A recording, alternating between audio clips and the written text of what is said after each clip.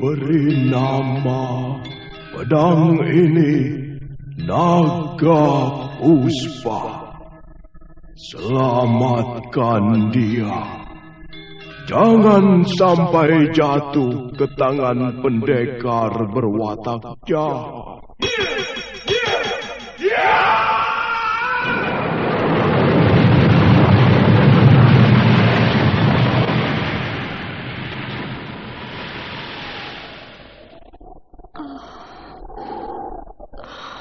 Kakang Kamandanu, kau masih juga tidak percaya bahwa aku mencintaimu. Mesin, maafkan aku, Mesin. Mesin. Mesin.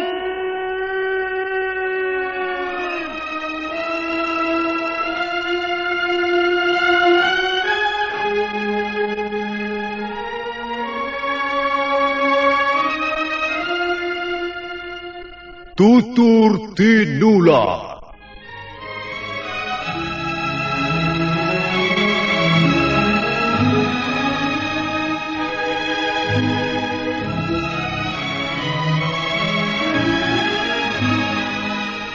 Sebuah sandiwara radio serial, produksi Sanggar Cerita dan teater Sanggar Prativi. Sebuah kisah dengan latar belakang sejarah runtuhnya Singasari dan berdirinya Kerajaan Majapahit.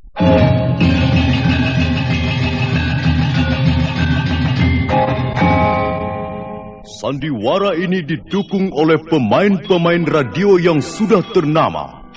Ferry Fadli, Ivone Rose, dan Eli Ermawati.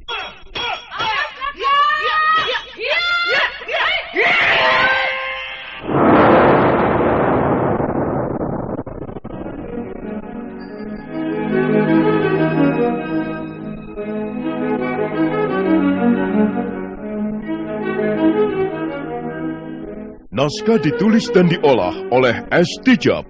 Hiasan musik dan sutradara C. Ispriyonoka.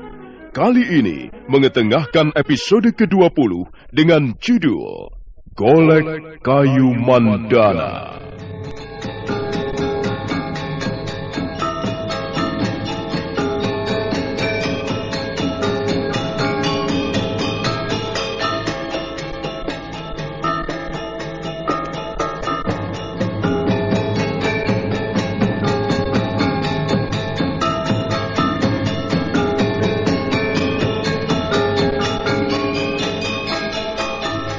Dalam seri ke-589 ini didukung oleh para pemain Rio sebagai Panji Ketawang, Renette sebagai Ayu Wandira, Ferry Fadli sebagai Arya Kamandanu, Ivone Rose sebagai Sakawuni, dan Asdi Suhastra, pembawa cerita.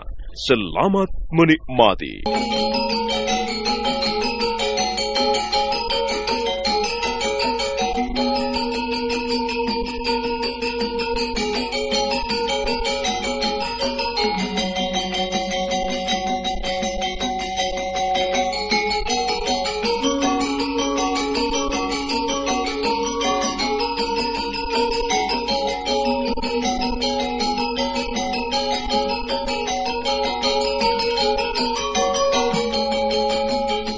Panji Ketawang kesal sekali karena Ayu Wandira tidak bisa lepas dari golek kayu mandana. Bahkan adiknya itu berani nekat melompat dari punggung kuda hanya untuk mengambil golek kayu tersebut. Panji Ketawang segera melompat dari punggung kudanya. Sementara itu Ayu Wandira sudah kembali mendekap golek kayunya. Bocah sinting, apa yang kau lakukan ini, ha? Anak geblek. Aku mau mengambil golek kayuku yang terjatuh, Kakang. Tapi kau bisa mati konyol, tahu? Aku tidak bisa meninggalkan golek kayuku tergeletak di sini. Aku harus mengambilnya. Kau berani sekali melompat dari punggung kuda. Kalau sampai tubuhmu cedera, bagaimana? Aku yang harus bertanggung jawab di depan Paman Kamandanu. Aku yang pasti kena marah. Dasar bocah sinting.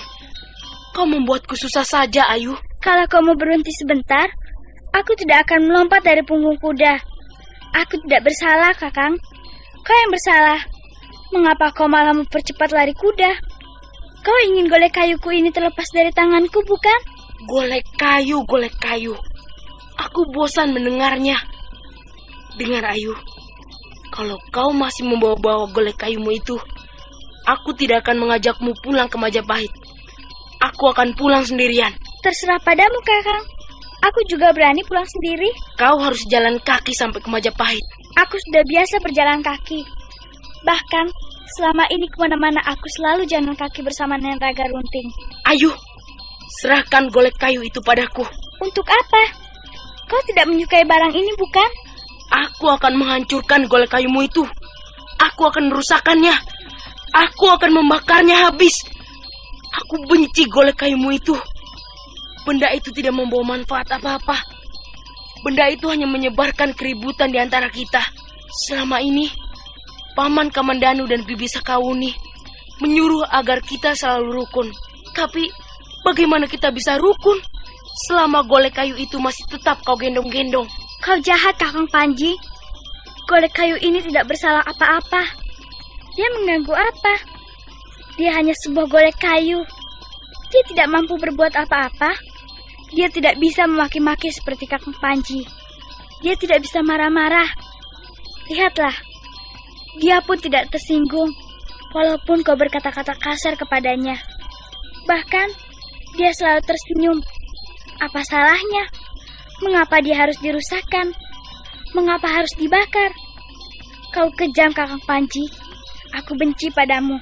Ayu, bocah sinting. Jadi kau lebih memilih golek kayu butut itu daripada aku, kakakmu sendiri. Aku tidak mau mempunyai kakak kejam. Aku tidak mau mempunyai seorang kakak yang kasar dan bengis. Cepat, serahkan golek kayumu itu padaku. Kau mau menyerahkannya atau tidak? Tidak. Kurang ajar. Kalau begitu, aku harus merebutnya. Sini golek kayunya.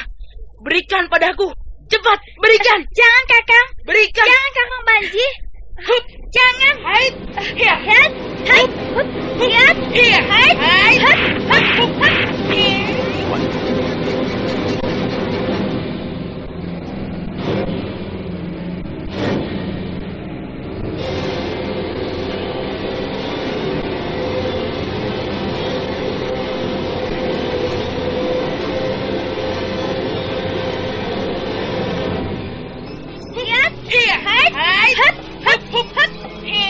Panji Ketawang sudah tidak sabar lagi. Dia terus merangsek adiknya. Dia memburu Ayuwandira dan berusaha merebut golek kayu Mandana. Ayuwandira melompat terengginas dan dia selalu berhasil meloloskan diri dari sergapan Panji Ketawang. Panji Ketawang menjadi sangat kesal dan dia heran sekali. Ayuwandira dapat bergerak dengan cepat dan lincah sambil terus melindungi golek kayunya. Ayuwandira menggunakan dasar-dasar jurus emban gendong momongan. Sementara itu Panji Ketawang tidak mau kalah. Dia terus mendesak Ayuwandira. Suatu ketika dia lengah. Ayuwandira berkelit ringan. Kemudian kakinya menyapak perut Panji Ketawang. Aduh.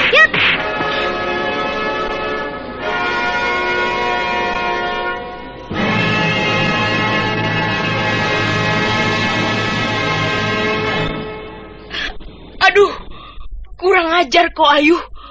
Kau telah menyepak perutku. Aduh. Maafkan aku, Kakang Panji.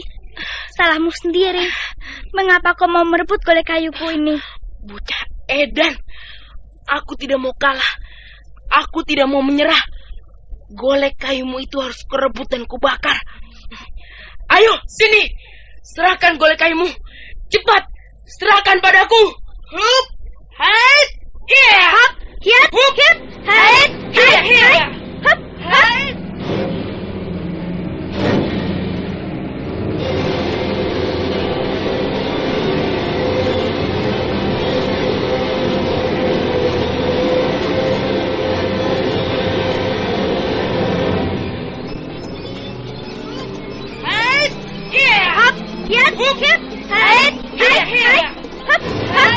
Panji Ketawang merasa benar-benar kesal. Dia marah sekali. Dia menyerbu ke arah adiknya dengan membabi buta. Bahkan sekali waktu dia mengirimkan tendangan ke arah Ayuwandira. Tetapi Ayuandira tetap pada pendiriannya.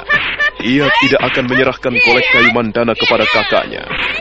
Dan ketika mereka sedang berkelahi dengan serunya, mendadak saat itu nampak rombongan orang-orang berkuda mendekat.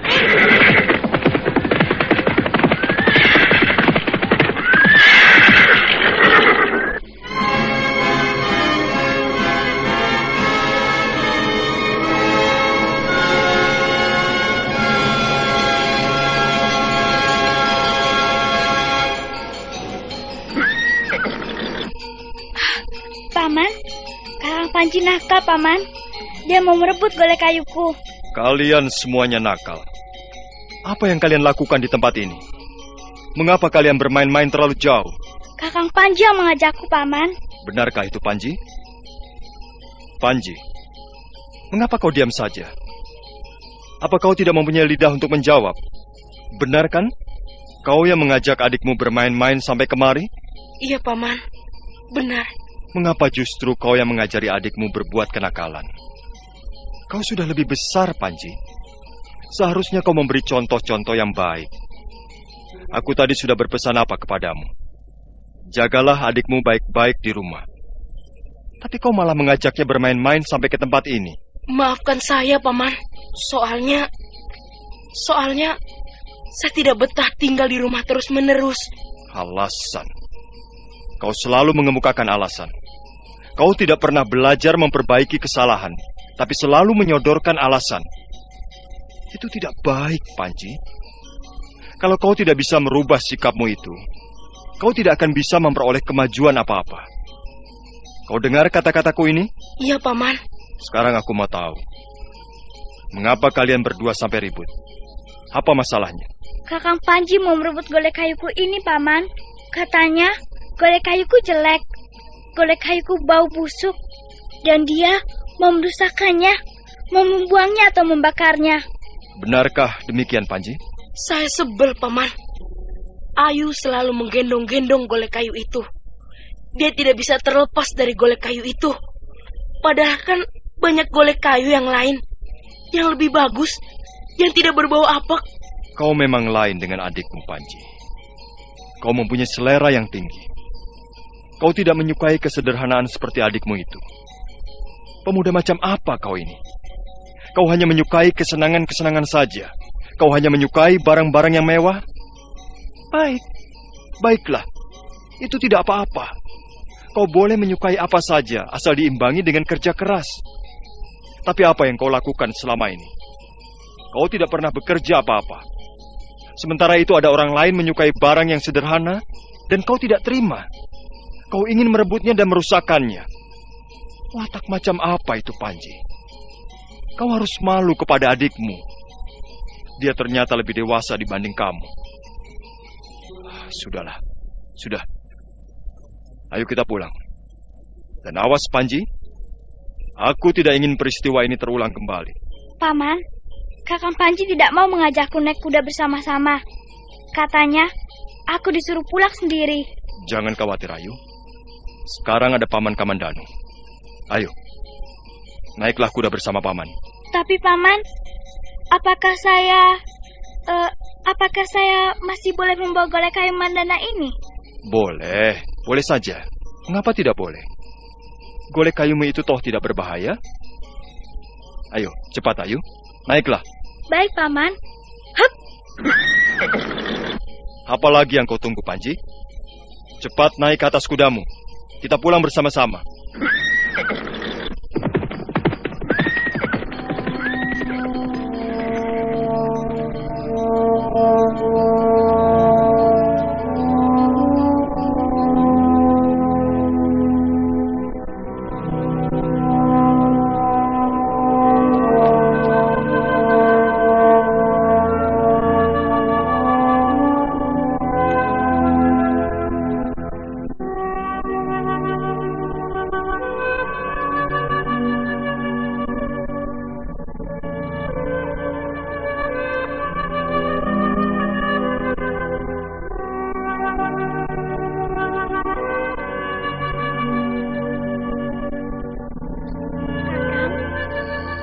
Panji, kau masih marah padaku ya?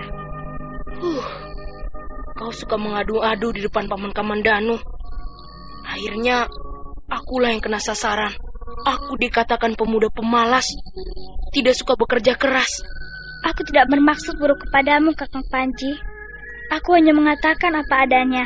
Kau memang tidak sayang pada kakakmu. Ah, tidak, Kakang. Aku sayang padamu. Tapi, kau jangan menjadi seorang kakak yang jahat. Kalau kau menjadi seorang kakak yang baik, aku akan sayang sekali padamu. Aku tidak akan berani melawanmu. Dan aku selalu menuruti perkataanmu. Sudahlah, aku tidak mau ribut-ribut lagi.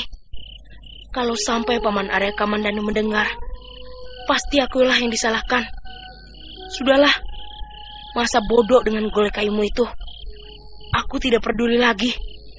Apakah golek kayu itu akan kau gendong-gendong, atau kau dekap-dekap sambil tidur, atau akan kau makan, terserah. Aku tidak mau turut campur lagi. Maafkan aku, Kakang. Aku berjanji, kalau kau tidak mengganggu golek kayuku, aku berjanji akan menuruti perkataanmu. Ada apa, Kakang Panji? Perutku, aduh. Apakah perutmu masih sakit? Mari, Kakang, coba aku lihat sebentar. Tidak usah, biarkan saja. Maafkan aku, Kakang Panji. Aku tidak sengaja menendang perutmu. Oh ya, mungkin lebih baik ku beritahukan pada Paman Kamandanu. Kalau memang perutmu masih sakit, Paman Kamandanu atau Bibi Sakauni bisa mencarikan obatnya. Tidak usah, biarkan saja perutku sakit.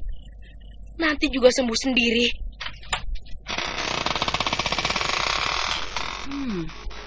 Rupanya kalian berdua belum tidur ya? Belum, Bibi Uni.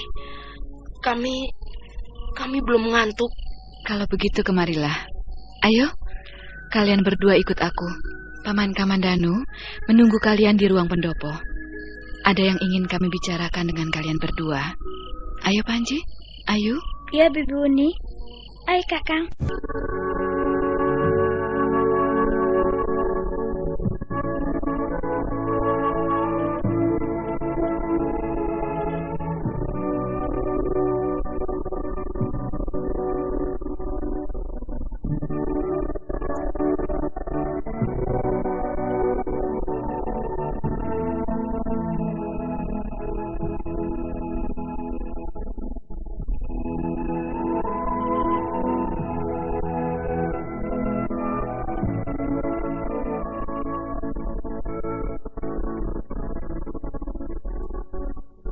Duduklah, Panji. Dan kau, Ayu, duduklah baik-baik. Ya, Paman. Ya, Paman. Ada apa, Paman? Ada hal yang ingin kusampaikan pada kalian, khususnya padamu, Ayu. Begini, sudah beberapa saat lamanya kau tinggal di Majapahit bersama Paman, bersama Bibi Uni dan kakakmu Panji Ketawang. Ya, Paman. Tapi rupanya ada hal-hal yang belum kau ketahui. Sekarang dengar baik-baik. Tinggal di istana seperti ini jauh berbeda dengan tinggal di tempat-tempat lain, di tengah-tengah masyarakat bebas. Di istana ini mempunyai peraturan-peraturan yang harus dipatuhi. Peraturan-peraturan apa saja, Paman? Ya, banyak sekali, Ayu. Peraturan ataupun adat istiadat di istana ini sangat ketat.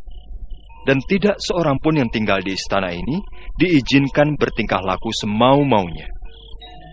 Misalnya saja ya, jika Ayu berpapasan dengan salah seorang pembesar istana, maka Ayu harus jongkok dan menundukkan wajah. Ayu tidak bisa berjalan begitu saja seperti yang biasa kau lakukan di tengah-tengah masyarakat biasa. Di istana ini semuanya serba diatur. Cara bicara kita diatur, cara berpakaian juga diatur, cara makan, cara menerima tamu, cara memperlakukan tamu, dan cara kita bergaul diatur dengan ketat. Tidak boleh semau-maunya. Di samping itu, Ayu, ada tempat-tempat yang tidak boleh kita kunjungi sembarangan. Seperti Istana Kaputren misalnya, atau Istana Kasatrian, atau Istana Sang Prabu sendiri. Tidak sembarang orang diperbolehkan masuk. Ayu memang seenaknya saja kalau berjalan, Paman. Dia tidak pernah mau jongkok dan menundukkan wajahnya. Dia juga tidak mempunyai sikap yang sopan terhadap orang-orang yang lebih tua. Dan cara bicaranya juga kasar, kampungan, ceplas-ceplos. Kau yang harus mengajarinya, Panji.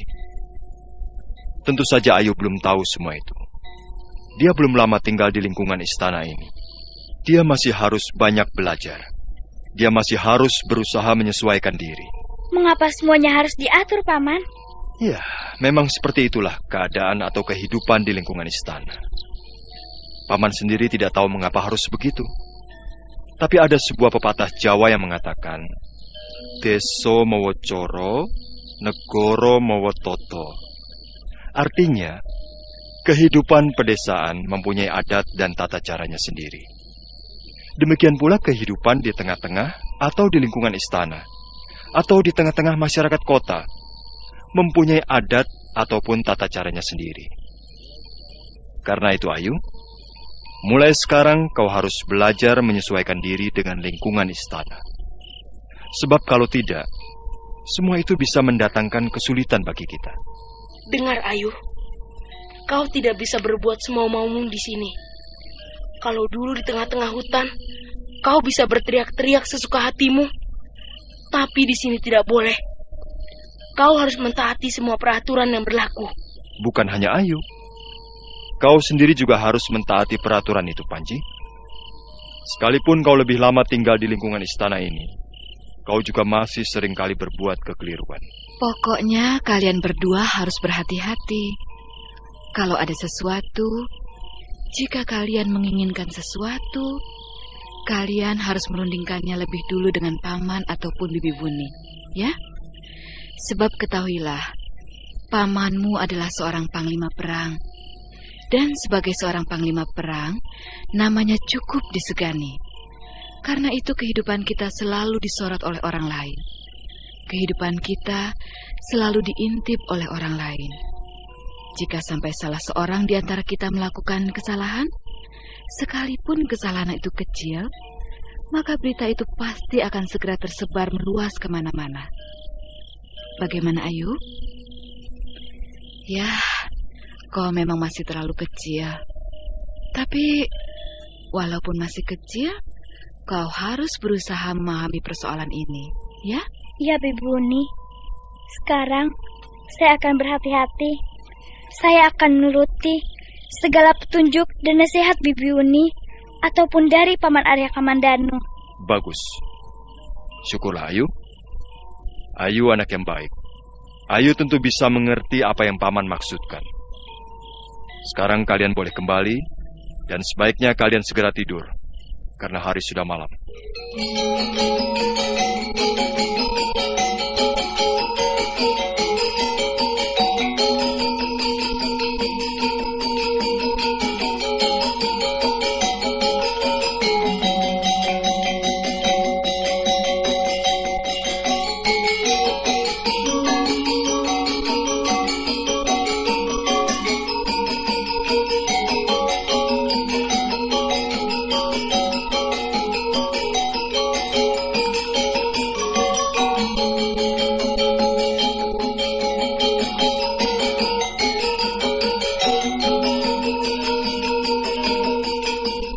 Ayu Wandira dan Panji Ketawang segera masuk ke ruangan biliknya. Malam itu Ayu Wandira tidak bisa langsung tidur dengan nyenyak. Tiba-tiba dia merasa hidupnya terkekang. Dia merasa kehilangan kebebasannya. Selama ini dia biasa hidup bebas bersama Nini Raga Runting.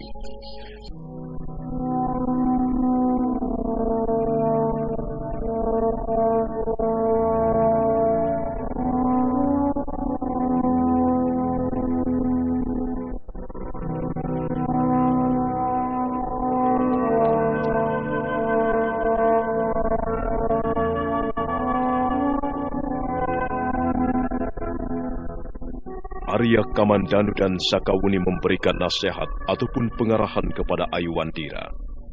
Nasihat-nasihat itu berupa pengertian-pengertian bagaimana caranya hidup di lingkungan istana Majapahit.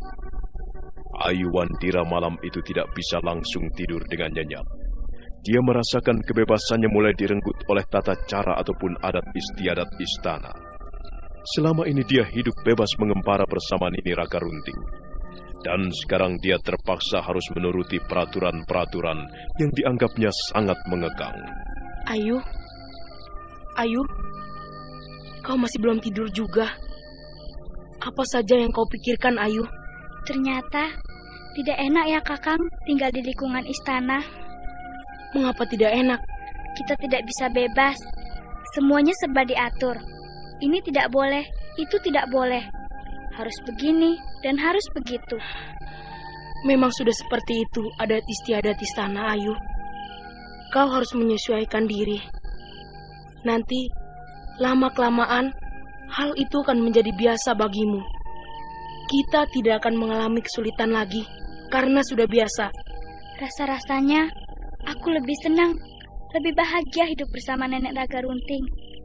Aku bisa pergi kemana-mana sesuka hatiku. Tapi, di luar sana hidup serba susah, Ayu. Apalagi dengan pergi mengembara. Kau harus tidur di gubuk-gubuk atau di dalam gua. Kau tidak bisa melihat tontonan-tontonan yang indah di alun-alun. Kau tidak bisa mengenakan pakaian-pakaian yang bagus dan makan jenis-jenis makanan yang serba lezat. Tapi, di istana ini semuanya serba ada. Kukira bagaimanapun juga tetap lebih nyaman tinggal di lingkungan istana. Semula kukira begitu Kakang Panji.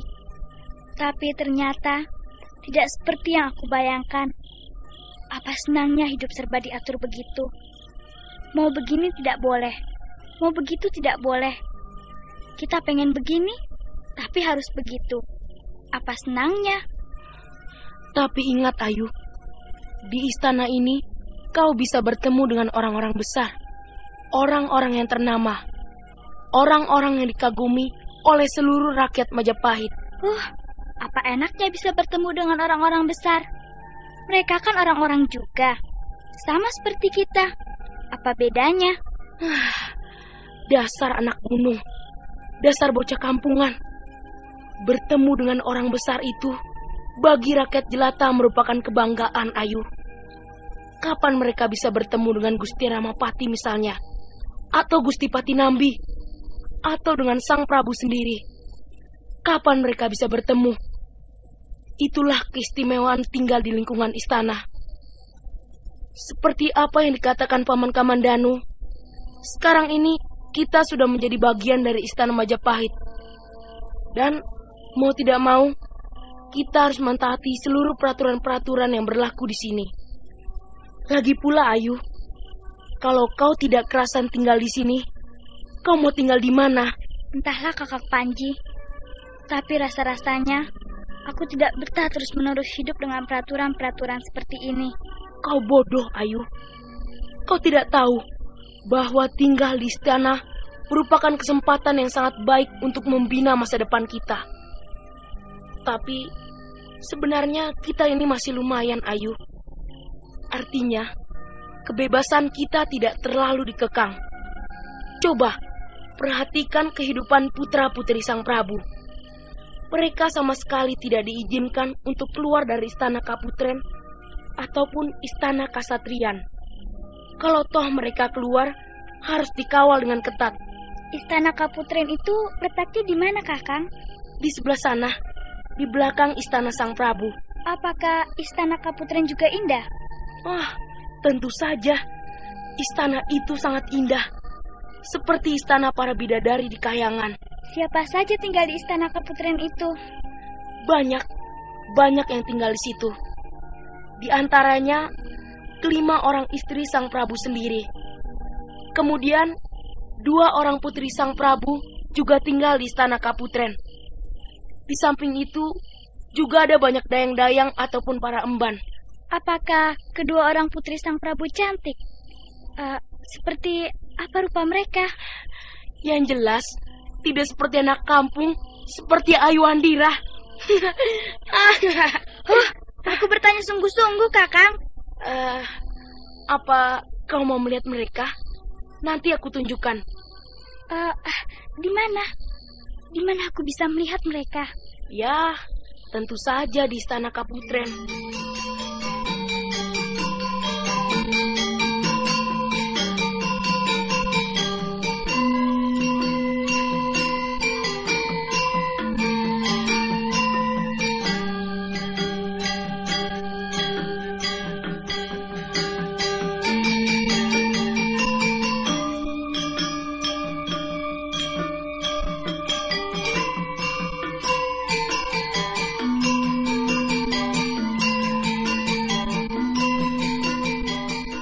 Pagi harinya, diam-diam Panji Ketawang membawa Ayu Wandira ke istana Kaputren.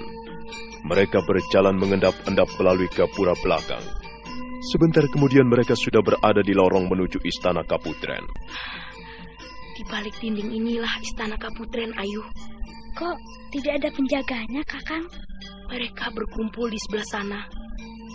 Inilah saat yang paling baik untuk mengintip ke dalam. Apa kau bisa memanjat dinding itu, Ayu? Tempat ini aman. Jarang ada penjaga melewati tempat ini. Mereka biasanya melewati lorong yang di sebelah sana. Bagaimana, Ayu? Kau bisa tidak memanjat dinding itu? Bisa, Kakang. Aku bisa memanjat dinding itu dengan berpegangan batang-batang pohon menjalar. Tapi kau harus ikut memanjat, Kakang. Aku takut sendirian mengintip ke dalam. Jangan khawatir. Aku sudah sering melakukannya. Ayo, cepat Ayu. Kita bisa bersembunyi di balik tumbuh-tumbuhan perdu itu. Kemudian kita perlahan-lahan memanjat dinding. Ayo, cepat.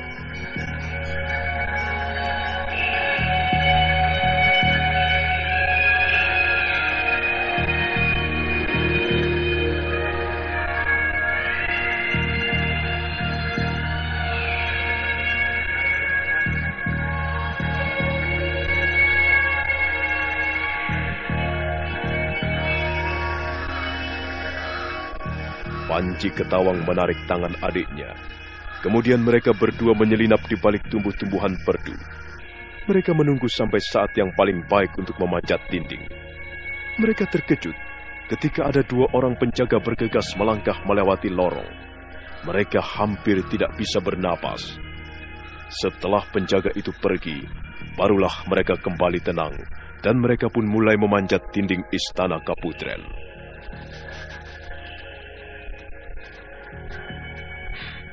Ayo, cepat Ayu. Kita sudah hampir sampai di atas. Cepat sedikit. Tunggu, Kakang Panji. Golek kayuku tersangkut. Tunggu sebentar. Golek kayu lagi. Barang mainanmu itu selalu saja mengganggu. Ayo, cepat. Kalau sudah sampai di atas, kita baru aman. Kita akan bisa bersembunyi di balik tanaman menjalar. Para penjaga pasti tidak akan melihat kita. Ayu Wandira mendekap golek kayunya, sementara tangan kanannya berpegangan pada batang-batang tanaman menjalar, dan mereka pun terus merangkak ke atas dinding.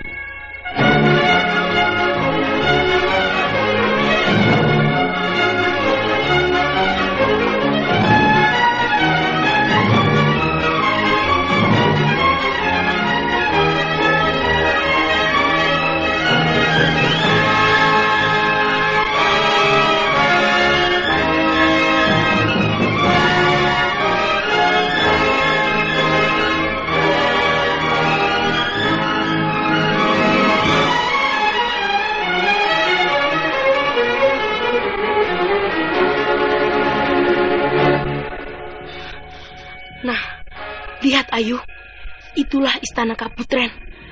Indah sekali bukan? Oh, alangkah indahnya. Banyak sekali tanaman bunga-bungaan. Ada pancuran airnya. Ada pancuran airnya, Kakang Panji. Air itu terus mancur, walaupun musim kering kemarau panjang. Air itu langsung diambil dari lereng gunung. Airnya bening sekali, bening dan dingin. Lihat, Kakang Panji. Itu siapa? Itu dua orang wanita cantik itu siapa? Tolol.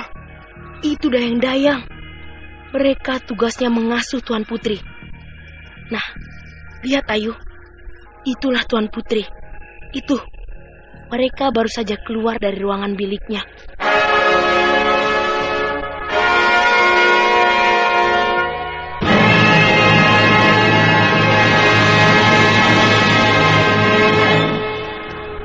Memang benar, Putri Tribuana Tunggadewi dan adiknya Dyah Wiyat Sri Raja Dewi keluar dari ruangan biliknya masing-masing. 4 orang dayang-dayang segera mengiringi langkah-langkah mereka. 2 orang putri kerajaan Majapahit itu berjalan di sepanjang Patirtan. Kakang Panji, apakah mereka itu 2 saudara kembar? Bukan, Yang lebih tinggi itu, yang agak kurus, namanya Putri Tribuana Tunggadewi. Sedangkan adiknya, yang agak gemuk, namanya Putri Diahwiyat Sri Raja Dewi. Mereka berdua adalah putri Sang Prabu dari istri keempat, Diah Dewi Gayatri. Pakaian mereka indah sekali ya Kakang Panji. Tentu saja, tidak seperti pakaian golek bututmu itu. Tambal-tambalan dan baunya bukan main. Kakang Panji, kau benci sekali sama golekku ini. Tapi aku tidak.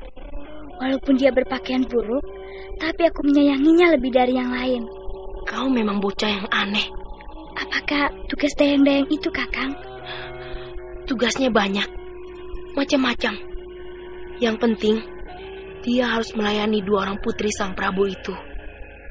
Ada yang mengambilkan minuman, ada yang mengambilkan makanan, ada yang menyiapkan alas kaki, ada yang menyiapkan air bunga untuk mandi keramas. Pokoknya, tugas mereka melayani 2 orang putri Majapahit itu. Kakang Panji, mereka berjalan menuju kemari. Cepat, sembunyikan mukamu, ayo. Cepat. Jangan sampai mereka melihat kita di sini. Kalau sampai mereka melihat kita, bahaya. Mereka pasti akan segera memanggil prajurit dan kita akan ditangkap. Cepat, Ayu. Tundukkan wajahmu. Ketika Ayu buru-buru merundukkan wajahnya, pada saat itulah dia lengah. Golek kayu Mandana tersangkut batang kayu menjalar, dan benda itu pun terjatuh ke dalam istana Kaputren.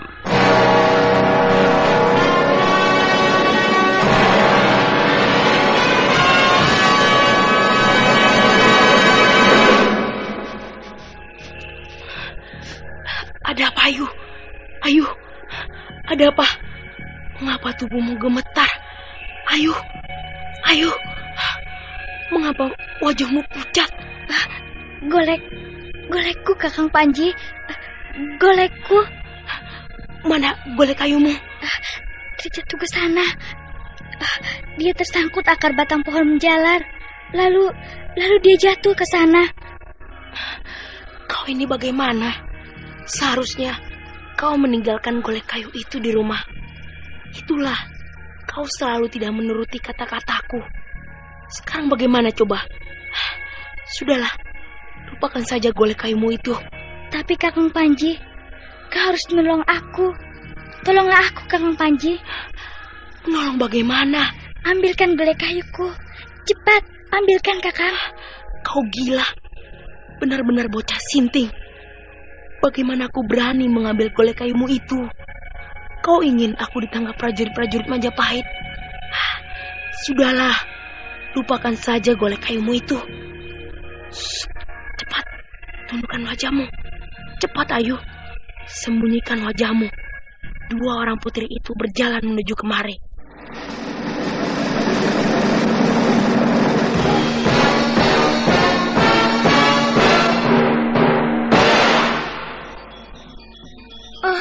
Lihat, Dinda Diahwiyat. Lihatlah, ada sebuah golek kayu yang lucu di sini. Apa, Yunda? Golek kayu? Benar, Dinda. Sebuah golek kayu yang sederhana sekali. Bentuknya lucu. Lihat, Dinda. Aku tidak tertarik golek kayu seperti itu. Jangan sentuh, Yunda. Dia kotor sekali. Nanti tanganmu ikut kotor. Tidak, Dinda. Golek kayu ini tidak kotor. Dia hanya sederhana. Coba perhatikan baik-baik. Aneh sekali bukan bentuknya? Coba lihat. Matanya lucu. Mulutnya mungil. Nampak selalu tersenyum. Tapi pakaian compang-camping, Yunda. Golek kayu itu jelek sekali. Pakaiannya sudah lusuh dan compang-camping. Buang saja, Yunda. Atau suruh dayang-dayang membuangnya jauh-jauh. Tidak, Dinda. Aku akan mengambil golek kayu itu. Apa, Yunda? Kau mau mengambilnya? Golek kayu seburuk itu mau kau ambil? Kau sudah mempunyai puluhan golek kayu yang indah. Tapi golek kayu ini lain, Dinda. Bentuknya lain. Juga wajahnya lain. Aku dapat menemukan sesuatu yang aneh terpancar dalam golek kayu ini. Aku akan mengambilnya. Aku senang melihat golek kayu ini. Apakah kau akan membersihkannya supaya golek kayu itu tampak bersih dan bagus? Ya, aku akan memandikan golek kayu itu supaya menjadi lebih bersih dan bagus. Dua orang putri Sang Prabu Kertarajasa Jayawardhana terus membicarakan masalah golek kayu mandana. Nampaknya Putri Tribuana Tunggadewi benar-benar tertarik pada mainan sederhana itu. Sementara itu Ayuwandira dan Panji Ketawang masih bertengger di balik dinding tembok Kaputren. Panji Ketawang berusaha membujuk adiknya agar melupakan golek kayu mandana. Tapi Ayuwandira tidak mau mendengarkan bujukan Panji Ketawang. Kau gila, Ayu. Kau mau mengambil golek kayumu itu. Kau mau turun ke bawah sana. Kau mau masuk ke istana Kaputren. Karena kau tidak mau menolong aku akan mengambilnya sendiri. Kau berani masuk ke istana Kaputren? Mengapa tidak berani? Aku tidak mencuri. Aku hanya akan mengambil golek kayu milikku. Kau benar-benar bocah sinting. Dengar, Ayu. Tidak seorang pun diperbolehkan masuk istana Kaputren. Kau bisa ditangkap oleh penjaga-penjaga. Dan kau bisa dipenjarakan. Kau bisa dicambuk 10 kali.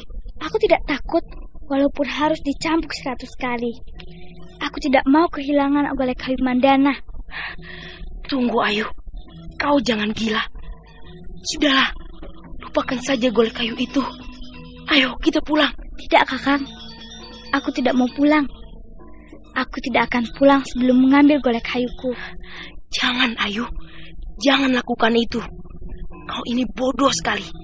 Bodoh dan keras kepala. Ingat apa yang dipesankan Paman Kamandanu dan Bibi Sakauni. Kita harus tahu tempat yang tidak boleh kita kunjungi. Kita harus mentaati peraturan-peraturan di istana ini. Kau tidak boleh berlaku seenak perutmu sendiri. Aku tidak peduli. Masa bodoh dengan peraturan-peraturan itu. Aku mau mengambil golek kayuku. Jangan, Ayu. Jangan. Jangan lakukan itu.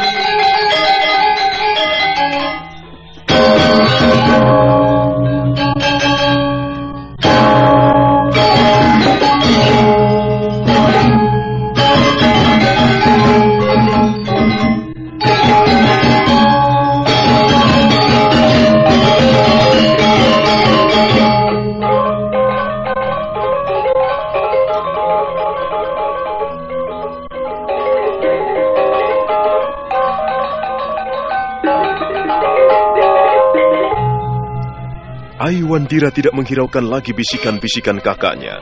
Dia mengibaskan pegangan Panji Ketawang sebelum kemudian tubuhnya melorot ke bawah. Nah, apa yang akan terjadi kemudian?